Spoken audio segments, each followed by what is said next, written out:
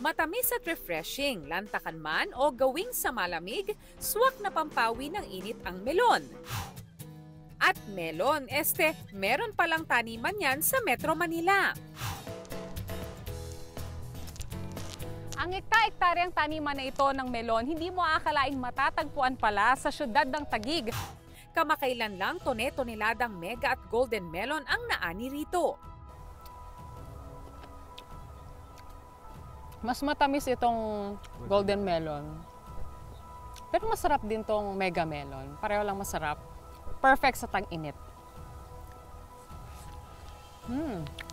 Nung nandito ka sa siyudad, malapit sa market ang iyong product. Ito, may biglang malaki ang kita mo, meron namang konti. Sapat naman sa pamilya. 15,000 to 80,000 pesos ang kita ng kada magsasaka, depende sa rami ng ani. Malaking bagay raw ito dahil isang beses kada taon lang sila nakapagtatanim ng melon, lalo't lubog ang bukirin tuwing tag-ulan. Sa pagkakataong ito, pangingisda naman sa Laguna de Bay ang nagiging hanap buhay nila. Yung Laguna Lake, pagka umapaw na siya magpupunta na siya dito sa bukirin namin. Tapos dito naman yung ibang isda, dito naman sila nag-i-stay, dito sila nanginginain. Kaya yun ang nagiging hanap buhay namin.